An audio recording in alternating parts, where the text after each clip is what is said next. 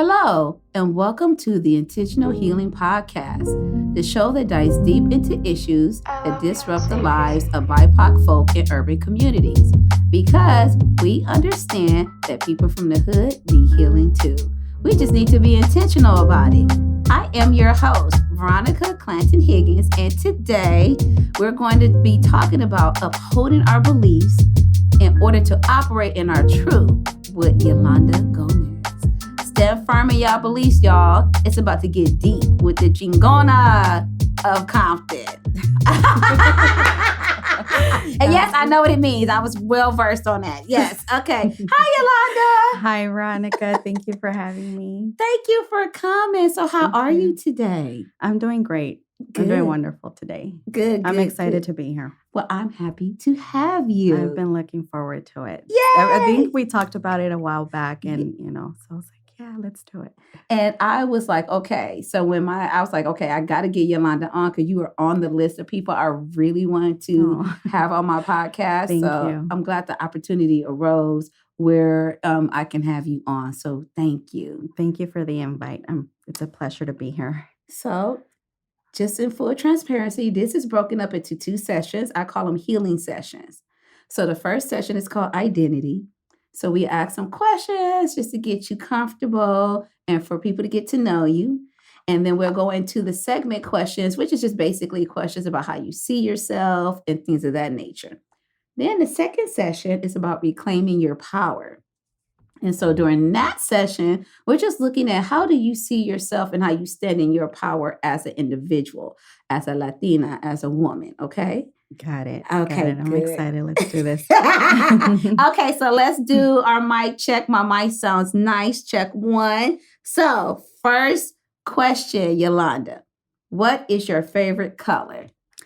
Every time that I get asked that question, it always makes me think. But I don't have a favorite color. I just tend to go towards black because I can combine it with everything. Right? So you can never go wrong with black. But I'm not afraid to wear different colors. So, I love that. Yeah. But you know what? The person who was on before you said the same thing. Black? No, they don't have a favorite color. Oh, yeah. You know what? Every time that I get asked that, I'm like, well, I do. I always wear black, but some of the other colors are coral, teal. I like the olives and the mustards. So, I can spice it up. I can change it. I love it. Especially when you said the olive and the mustard. I said, oh, that is a spice. Right? It's different. Those nice, warm earth tones. Yeah. Yes. I love earth tones. So here's another question. Okay. What's your favorite song? Currently is Kiss You All Over by Exile. Oh, I never heard that one before. It's an 80s song. I like all kinds of music. I like different genres. 60s, 70s, 80s. I'm an 80s baby and 90s. So I grew up here in the 80s and the 90s, but it's an 80s song. Okay. What do you like about that song? It reminds me of my husband. Aww. He's a hopeless romantic. He's been dedicating songs since we were not in high school together, but since we were teens. Oh. Since we were teenagers. I love that. Yeah, so that's one of the songs that he sang to me. Oh, still my favorite. I love that. Yeah. Mr. Higgins, catch up. Okay, what's your sign? No pressure, Mr. Higgins. So what's your sign? Libra. You're a Libra? Yes, ma'am. Balance. Yeah. We got a Libra. I'm being outnumbered here. 2 Libras. Okay. And, yeah. Okay, October or September? October. Okay, October 20th. Okay. Yeah. So we got September Libra over there, and we have an October Libra. Yes. But like I say on every show, the best sign is Taurus, so we're good. So long as y'all understand. I don't know about that. You're an outnumbered here. I am outnumbered here. Okay, my Libra friend. Kidding. You're amazing, Veronica. I love you. You know that. Thank you.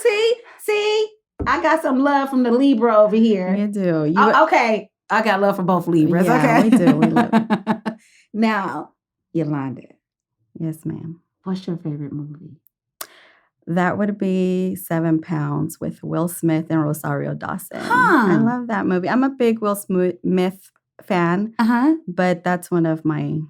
I love tearjerkers. Oh, that's a tearjerker for sure. I've never seen that movie. Oh my God, you have to see it. It's amazing. It's Get a tissue box ready. Oh, see, I'm gonna be crying. You got to go watch that today. Okay. I mean, unless you don't feel like crying. I don't know if I feel like crying. Okay, well then save it for another day. But it's a beautiful movie. And I've heard of them. I've heard of the title, but I never watched the movie. You know, he has so many movies, but I think that's one that's underrated. I love it. Okay, now I'm gonna have to check it out. You have to. See, you know what? I try to stay away from movies that made me cry because you know once you start crying, you're like, this is beautiful. You want to know something funny? I'm not a person that will watch the same movie over and over. So really, I've only seen it maybe once, and pieces of it maybe like 2 or 3 times. But yeah, I won't watch the same movie again. But it still remains one of my favorites. Yeah. Oh, you're just like I never understood a person who would not want to watch a movie more than my husband. He watches the same movies over and over. I can't. Really? Okay, what about TV shows? Like, let's say you have a favorite TV show. Would you watch that over and over again, like in reruns and stuff? I used to, maybe when I was younger, because, I think we didn't have an option when we were growing up, right? Like, all we had was reruns. Yes. So, but not anymore. Now we have options. Yeah, Netflix, we have Hulu, everything. Yeah, right. Yeah, but I don't watch as much TV as I used to. Okay. See, now I feel bad because my kids are tired of me watching The Parkers, Everybody Hates Chris, and Girlfriends, because I keep watching those over and over again from season 1 to the last season. And then my son, you watching this again? I'm like, yes. It gives me comfort. Okay. Okay. So that's good to know. So when you watch a movie or a TV show, you're watching it with intention because you don't plan on watching it again. If I can get through it, because these days I fall asleep when I'm watching something. I'm just tired sometimes. But yes, if I watch something, I want to watch it once. If you didn't get me to watch the whole thing the first time, it's going to be a struggle to get me to watch it again. I love it. I've lost interest or something. My husband struggles with that sometimes, but yeah. I love it. That is beautiful. Okay. What's an interesting fact about you besides the fact that you don't like to watch shows over it? Something that not a lot of people know about me, well, at least here in the community. I was a mom at 17 and a Navy wife. So I started off young, and now I'm a veteran's wife. But yeah, I was a military spouse at 17 and a teen mom. Wow. Yeah, that's a lot. That's a lot. Yeah, that's a lot. I had to grow up young. Yeah, because with being a military wife, you were constantly moving, right? Well, we were stationed out in Washington State. Mm-hmm. Mainly, I was by myself. I think that was the hardest part because my husband was in the Navy, so he deployed a lot. So it was me and my baby, and I was a new mom in a different state without family, without anybody. And I would make that trip from Washington State to LA by myself. With your baby, with my just baby. to see your family. Huh? Yeah. Well, were you ever scared when he was away or anything like that when he would get deployed? I was. Well, he was actually deployed when September 11 happened. Oh, he wow. he was in the Persian Gulf or in the Arabian Sea, I believe. Mm-hmm. Can't remember.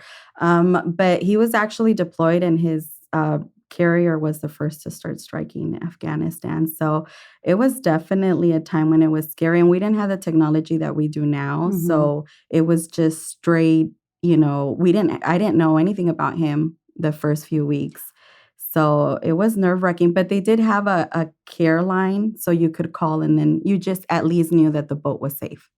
But that's traumatic because you call and don't hear nothing about the boat. My heart would be like, no. Yeah, it'd be a couple of weeks before I was able to hear back from him. Oh. Yeah. Well, thank God he's okay. Thank God. And he's a veteran now. And he's a veteran now. So, yeah. Ooh, Lord help us. Okay. Coffee or tea? I prefer coffee, but I only drink tea these days. And why are you only drinking tea these days? Doctor's recommendation. Stay away from the coffee. But you know what? I'm okay because, those herbs are good for us. So I'm drinking all the stuff that's good for us. Not necessarily what I want to drink, but it's good for us. So. That's why I balance mine out with the chlorophyll water. I was going to ask you. I don't think I've had that. I'm down to try. Yeah. It comes with drops, and you just put the drops in your water. Okay.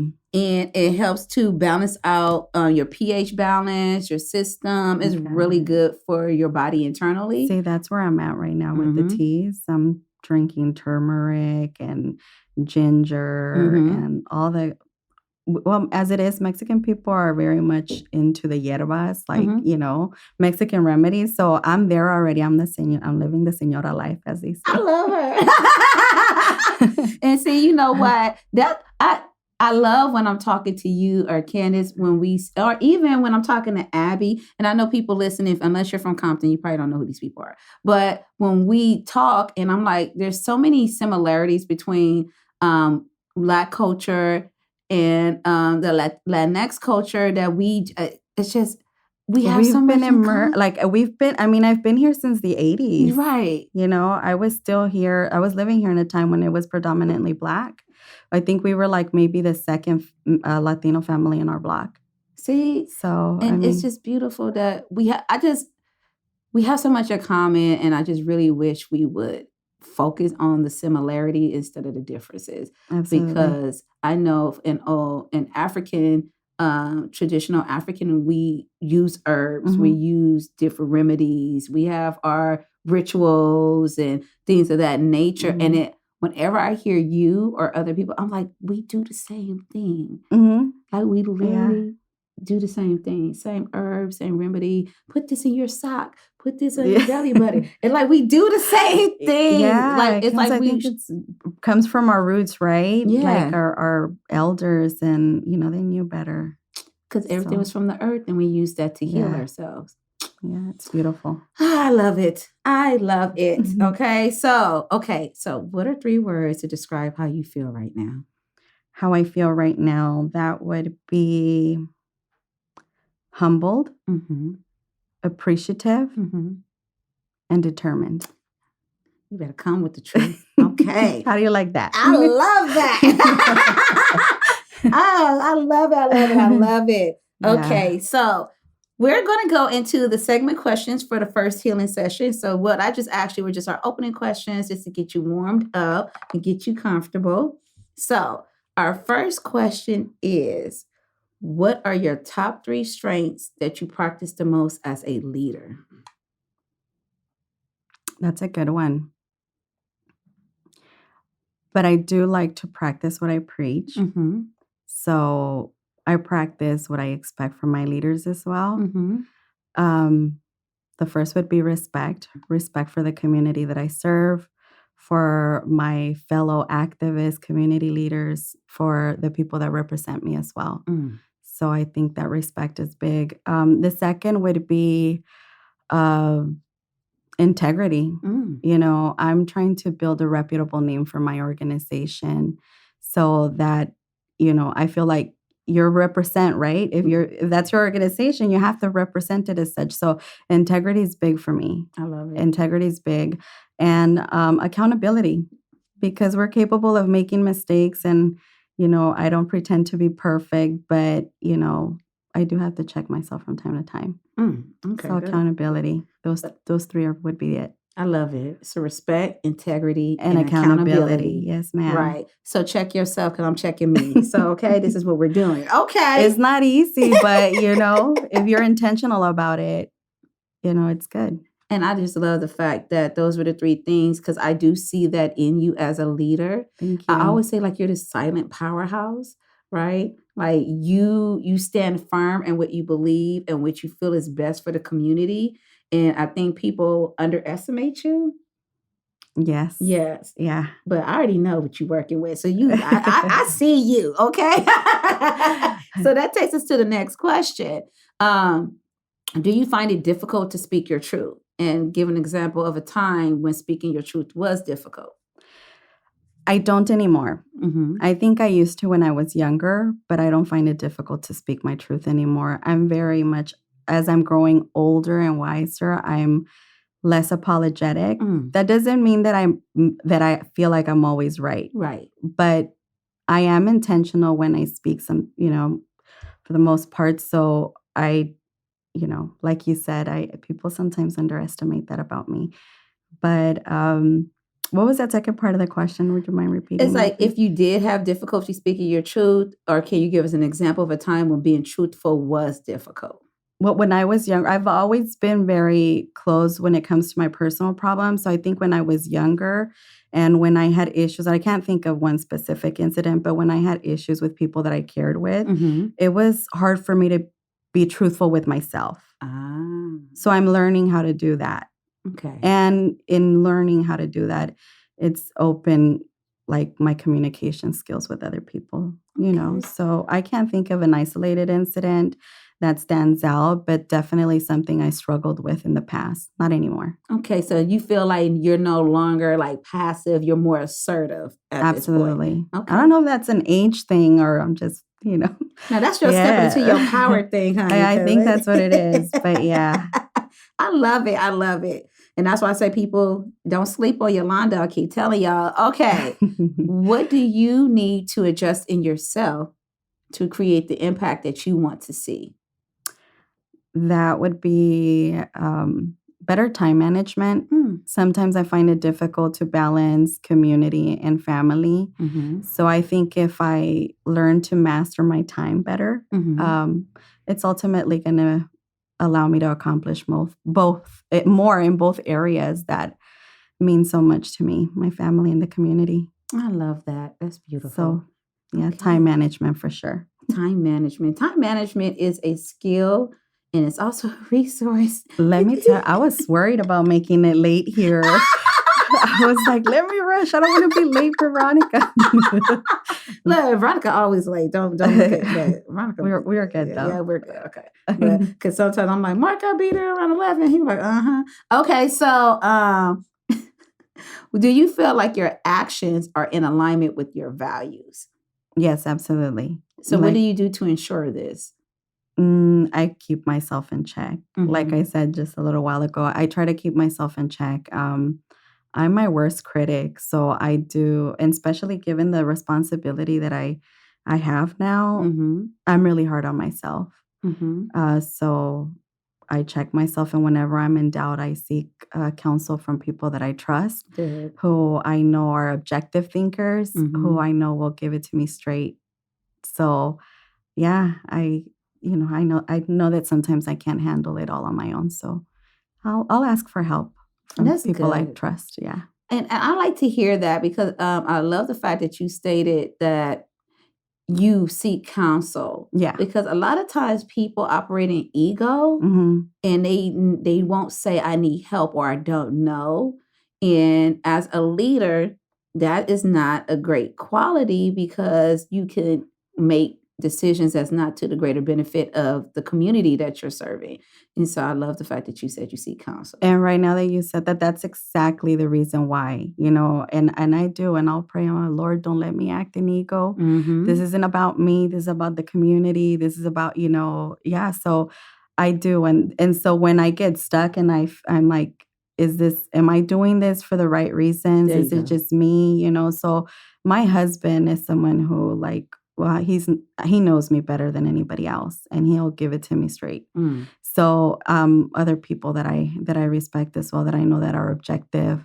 So I'll ask, and sometimes I'll go outside of him because I know that he could, you know, I want to make sure that he's not being biased, but he's really good about being telling me. Yeah, even with himself. I think we're both really hard on ourselves when it comes to that. He's an advocate for veterans. So, you know, I think that we both try to practice the same things. And he'll ask me as well. Okay, good. Yeah. So I heard you mention a couple of times that you are a little bit hard on yourself well, how do you show your self-compassion? That's a good one. You're really making me think on that one. How do I show myself compassion? That's a good one. I'm usually worried about taking care of others. So I'm trying my best to learn how to take care of me. Good. But I've always been someone to focus on everybody else before myself. I don't know. I think maybe I just I don't know. I think I take a step back and just stay quiet for a little bit.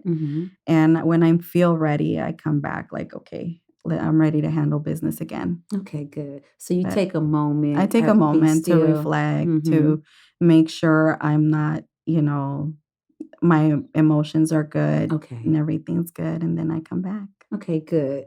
because I always tell people self-compassion is always as important, It even is. more important as holding yourself accountable. Mhm. Because if you don't have compassion for yourself, you will internalize everything and beat yourself up even more. Yeah, and I'm healing. So I feel like that's why I'm learning. I feel like I'm healing from, I said before, I wasn't always a very open person. Right. So, I do suppress feelings sometimes. And I thought that I was handling, I always thought, okay, I'm handling it well. So no, but now I feel like I'm getting better at it. Good. That I'm awareness learning. of it. Yeah. Yes. Come on. All right. That time be going quick. Okay. What do you need to change in yourself and leave behind? My doubts, my insecurities, my fears, everything that held me back before. Mm-hmm. And that also I think those things also make you afraid to speak sometimes, to speak your own truth. So I'm learning to let go of all of that stuff that did me no good, does me no good, does anybody no good, right? Right. Because you're like, it now holds I'm you stressing back. myself out. Yes. I have girls, so, also outside of being a community leader, one of the things that really keeps me in check on how I present myself, how I carry myself, how I treat others is I have girls that, I have expectations from. Right. So for me, it's very intentional. If I expect that from my kids to be certain citizens in this world or humans, then how can I not set that example? So that's why I think I'm pretty hard on myself too, Mm-hmm. And my daughters do sometimes pick up my bad traits. So That's why I was like, practice that self-compassion. Yeah. So they also understand, like, oh, I hold myself accountable, but it's okay if I make a mistake, as long as I learn from it.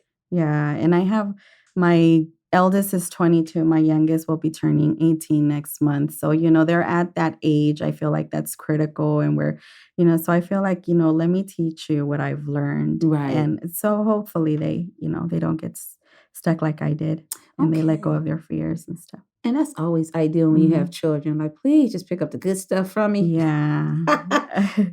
So let me see, because it's time to start wrapping up this segment. But which do you think is worse, failing or never trying? Absolutely never trying. Okay, why? Never trying. I was afraid to try stuff. And I mean, I think that even now, sometimes I'm afraid, but, I discover that every time that I let go of my fears, I discover new potentials, new strengths within myself. I reach new heights. And what's the worst that can happen if you try? If you fail, there's still a lesson to be learned. And if you win, then you win. That's what right? I'm talking about. You better come through with the truth. Yeah. Yes. But you have to take the good and the bad, and it's all experience. And I think that's what I've learned the most, like, during this journey and this process. So don't be afraid to try new things.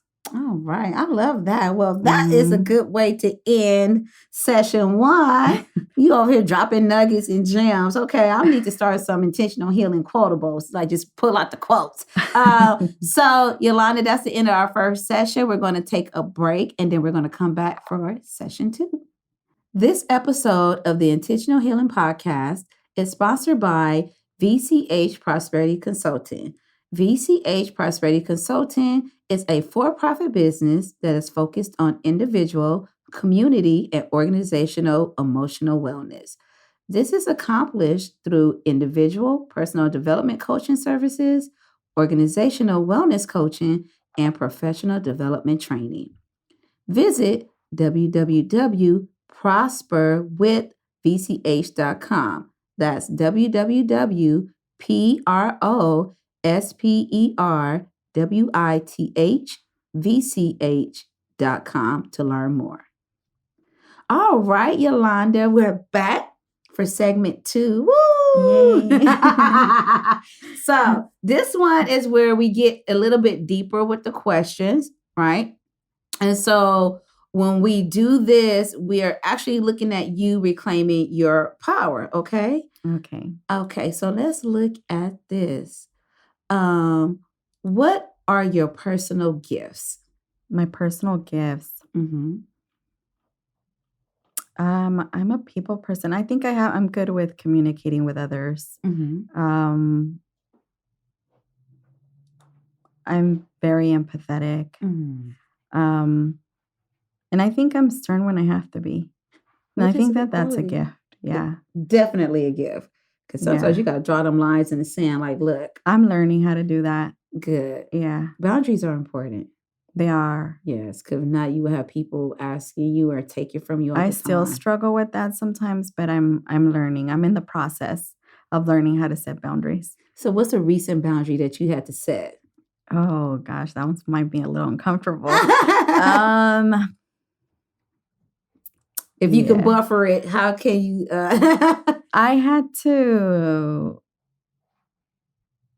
I just had to just speak my truth or just make a decision. Okay. And just make a decision based on what I felt was right. Yes. So that was tough. Okay. Yeah. And I know exactly the incident that you're talking about. So you don't have to go deeper into that. But just know that I honor you and I really believed you did the right thing. And I was super duper proud of you. So it's not easy sometimes going against, especially when it's somebody that you care about, or if somebody you care about is going to be affected. Right. You know, it's really hard, or if there's a friendship involved or something that you care about. But, you know, sometimes it's necessary to just, you know, be assertive. And especially if you think it's right. And I just love, and that made me respect you even more. Not saying I didn't respect you, but I know how hard that was for you. But I just love the fact that you stood in your power and your truth and what you knew and what you stood for. And I was like, go ahead with your bad self. Because thank you. And I appreciate your words because you've always been nothing but kind to me. And I really appreciate you. I appreciate you. I'm trying not to cry. Beautiful. Every time I see don't you cry. Candace, Don't make me cry. Okay, I'm not gonna cry. No, but you did make me cry then.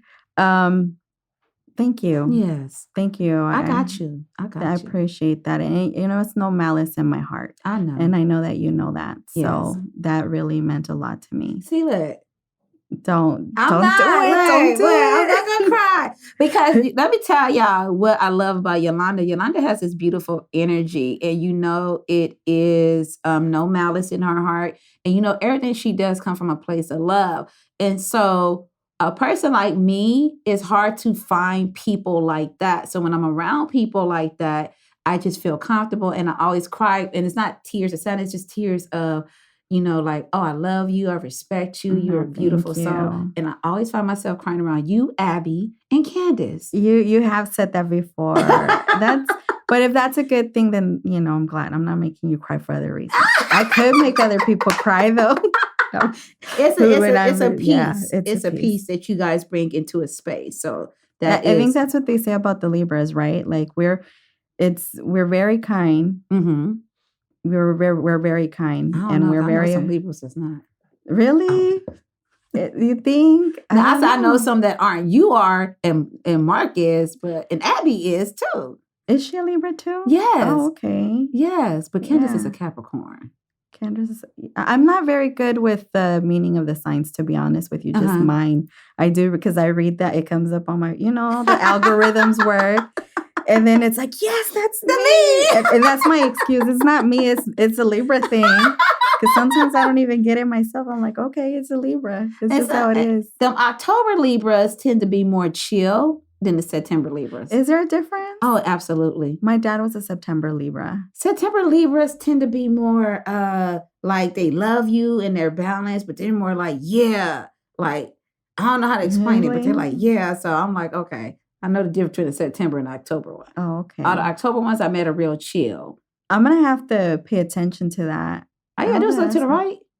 I'm sorry? Look to the right. That's a September Libra. Oh, Right okay. I haven't gotten to know Mark like that, but yeah, I I'll love be Mark. paying attention. I've only heard great things. I walked in and I said, "Hi, Mark," and because I knew him from Abby's posts and stuff. Oh, he's amazing. I know every episode y'all always hear me mentioning Mark because Mark deserves all the recognition. I love Mark. So, and I love messing with Mark too. So no, but he's great. He's amazing. And Abby, you're amazing too. Okay, so we gotta balance it out. Okay, so how do you experience your own power? How do I experience it? Like, where does it sit in your body? Does it have a color? Like, how do you experience your own power? I think I experience it through the adrenaline that runs through my veins. Because I'm oftentimes, I'm scared to, you know what I mean?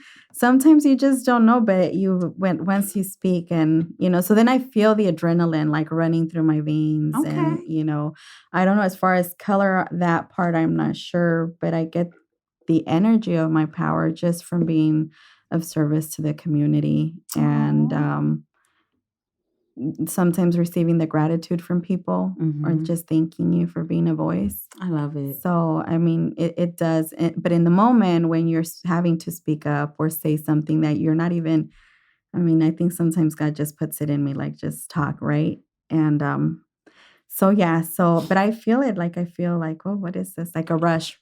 It keeps me motivated. I think that's what it is. It keeps me motivated. I love it. You know what? I read somewhere, and I read a lot of stuff, so you'll hear me say stuff like this a lot. But I read somewhere that when you are aligned and attuned to what you're supposed to do, right? Like so it's this thing that, are we experiencing or are we existing, right? So let's say you have a thought. So are you experiencing a thought or is a thought happening? Because you know how we never know what we're going to say until we say it. Wow. Right? Yeah. And which is true. Like, you don't know what you're going to say until you actually say it, unless you plan on like, oh, I'm going to respond. But sometimes you'll ever be talking and then things just come on and you're like, wow, where did that come from? I think definitely when it comes to responding, I always think before I respond. Right. I try to anyhow. Right. I'm only human. Sometimes I may pop off at the mouth, in the heat of the moment. But no, I do think that I do try to think before I respond. So I don't just respond to respond. Right. You want to be thoughtful. But have you ever been in a moment like what you said where you feel like God put the words in you? So when you're saying something, after you say it, you sit there like, wow. I surprised myself. Yeah. Yes. It's happened. Okay. It's happened where I'm like, wait, where did that come from? So it's like you're experiencing your power because you're in your purpose. Go ahead. Okay, Yolanda, I see you. But how do you stop yourself from giving your power away? I do that. I take a step back. So I don't respond to respond. I don't, because, I'm learning how to protect my energy. And sometimes, when you respond just to respond, that's just giving your energy away, and it goes back to integrity and everything that I try to practice, in the community. So I take a step back, I reevaluate the situation, and if it's necessary, I won't say anything until I'm directly in front of the person so that situation can be addressed and that there's no misunderstanding behind like a text message or a post or, Lord knows I've learned that recently. But, I think that sometimes when it comes to situations like that, rather than giving your power away and just being responsive, you just do have to take a step back. And at least for me, that's what I do. I'll take a step back, reevaluate, make sure I'm okay. And then just, then proceed. I love that. Yeah. So I love how you framed all of that, because now it takes me to this question. How are you satisfied with the work that you've done? And do you feel like it is purpose-filled? I'm satisfied now more than ever. I don't think that, at least for what I'm focusing to do here in the community, I don't think that we are where we should be. Mm. I think there's still so much miscommunication, especially here with our Latino community. Mm-hmm. So I think that I'm not quite satisfied, but I'm determined. Good. I'm determined to make sure that we bring that change, that we are more inclusive, that there's that communication. More than anything, I'm trying to make sure that we bridge those gaps, build those bridges and close those gaps. Good. But I don't know, did that answer it? Yeah, it did. Yeah. I was just like, Okay. yeah, Okay. because I just love the way that the one key thing you said was that you're determined. Mhm. Right. And I think that matters the most, especially when we look at the other values that you bring into the space. Right. So your determination will be the catalyst for change. Right. Mm. Like you said, everything is not perfect, but you are determined, and that determination will bring the progress, because a lot of things, if it's not happening to a person, they don't understand the need for it. Right. Yeah. Just like when, I read somewhere about the representation here in the city and how it's not reflective of the demographic when we look at the school board and city council.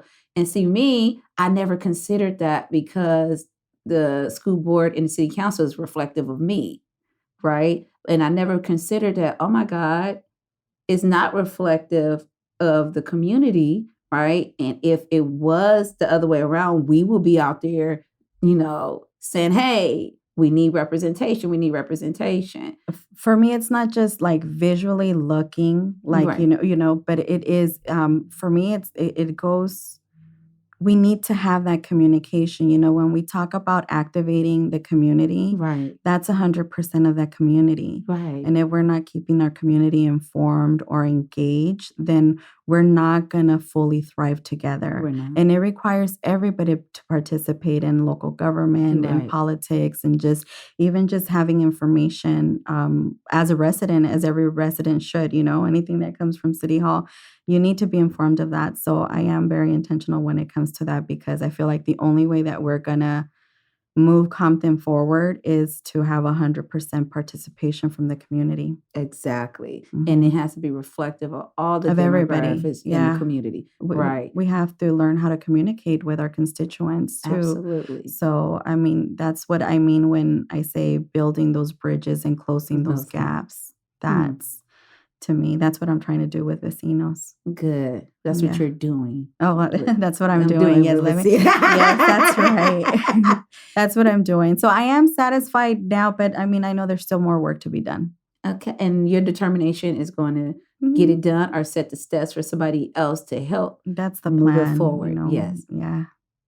Okay. So, how would you describe your relationship with yourself? I feel like right now there's a reintroduction to myself. Mm-hmm. I'm going to be hitting 40 this year. Aw. 2020. Yeah, I'm going to be hitting 40 this year. So, as far as my kids, they're on their way out, they're big. So it's just me and my husband now. And I feel like this is like a reintroduction to me, to my power, to who I am, to my strengths, everything that I experienced as a teen mom all the way to now, has set me up to this. And I'm getting to know the new me, the older, wiser, la señora Yolanda.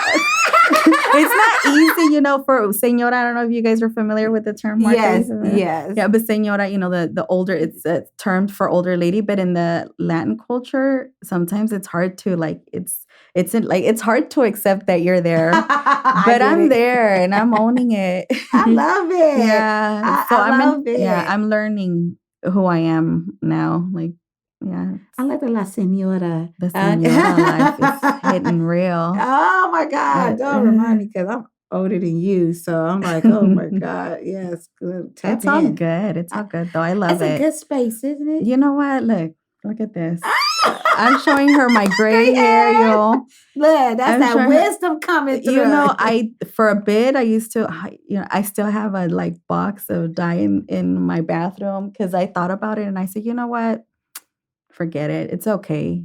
I have to be comfortable. And that, again, goes with letting go of the fears and insecurities. Right. And this is wisdom. I started young. I've learned a lot in this journey. So Look at, and those gray hairs are a badge of honor. I'm proud Absolutely. of them. I Yes. wear them proudly. Yeah. Yes. Because it means you've lived life and you experienced life. Mm-hmm. Yes. I have. Oh, I love it. Okay. Now, what are some things that people seem to misunderstand about you? I think you said it earlier. They mistake my kindness for weakness. I'm Mhm. naturally very soft-spoken, very quiet.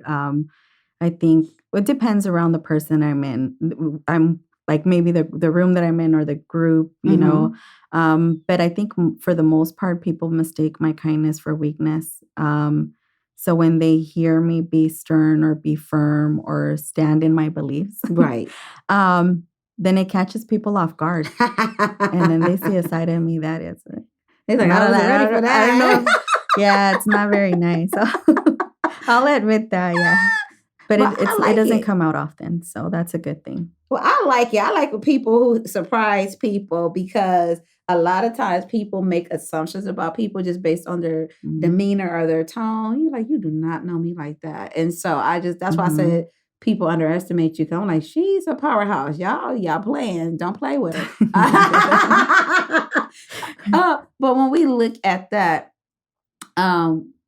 what, like, did I ask this question? What parts of yourself have you rejected? I don't think you've asked. Or to have you? I don't think I did. It would be, I would go back to the insecurities. Okay. I think that I used to be more insecure, afraid. There it goes. So I'm rejecting that. Like I'm facing it, head on and just like, okay, moving past it. Yeah, I'm not letting it hold me back anymore. So what we gonna do? Okay, so when we look at the parts that you have rejected, what parts of yourself do you want to reclaim? Reclaim. I think I want to reclaim that hope and the dreams that I had when I was a mom at 17. Okay. It was that 17-year-old hopeful Yolanda. I feel like I'm there again, just in a new way. Okay. So then it was family. It was like, the dreams and everything that I had for creating that family at that age. And now it's just different. It's different. So I'm kind of I'm reclaiming that, but I'm now trying to, okay, where are we going with this? You know what I mean? I don't know if that makes sense. It does. It's like a new journey. It's a new journey. Yeah. So I'm reclaiming that, like the same hopes, the same dreams and everything, just different. It looks a little different now. And and it's beautiful because, your first journey, you didn't know where you was going, what it was going to look like. Yeah. But on this one, you like, I got an idea where I'm going. It's more intentional. Yes. Talk about intentional healing, right? Yeah. No, it is. And it's not to say that it was, bad or anything, but it is healing, I think as you grow, you heal from things that you didn't even know you had to heal from. Right. But it's very much intentional now. Like now it's like, okay, this is where we're at and this is where I'm going. And that's always beautiful when you think about life in phases, right? And each phase is different. And as you go through the phases, you're more prepared for the next phase based on what you experienced in the previous phase. So it's just like going from elementary school to like middle school. And he's like, okay, I know how to work this. But then you get to middle school, he's like, oh, we're changing classes, right? Then you go from middle school to high school. And you're like, oh, I got this. And then you go from high school to life. Yeah. So it's just like the phases, but you're more prepared as you go through each phases. And you know what? This one's, and for me, I don't know if it happens to everyone, but this right now, like for me, it's, like I'm having a little bit of the emptiness syndrome, but at the same time, I'm ready to see my girls, move on into my eldest is already there. She's independent, lives on her own, but my little one. And so like, for me, it's different because it's like, I still feel, I'm 39. Right. I'm still young and I'm done. And it's like, it's different. I don't know. I don't know if it's like because you talked about journeys and I have girlfriends and we talk about like, you go through 35 to 40s right. and, but this right now, I don't know if that's something that but I feel like it's happening all at once along with the community stuff, along with like, hey, because I didn't expect this. Right. So the fact that it's kind of happening hand in hand, it's really exciting for me. I love it. Yeah. It gives me more of a vision of like, okay, it's about me now. Yes. So what am I going to do about Yolanda now? Come on, Yolanda. Yeah. It's a famous comedian. She had told another comedian, because she's like in her 50s, and she told a comedian, I have 30 good summers left in me, right? So that means like 30 good years. She's like, I got 30 good summers. Don't talk about my summers. I got 30 summers left. But when she said it, it makes you think like, oh, how do I want to spend those summers? Like, what am I going to do? And I feel like that's where I'm you are. at. Yeah, that's a great way to put it. Yes. See, when we say that Veronica is a community therapist, she really is. She always breaks it down for me. Like, I'm like, Veronica, how do you break me down like that? God gives me the word. I just pray. That's a gift for sure. Thank you, Veronica. No, thank you, Yolanda. Well, we are at the point where we start to wrap up. This went by fast. Okay. I had so much fun. Thank you. I'm glad you enjoyed yourself. Yeah. And I'm really glad that I could tell that you're comfortable. So this was good. So yeah. Are there any final thoughts that you want to leave our listeners with? Yeah.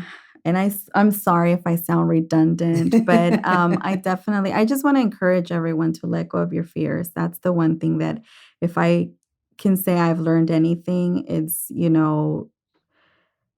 don't know who you are until you let go of that.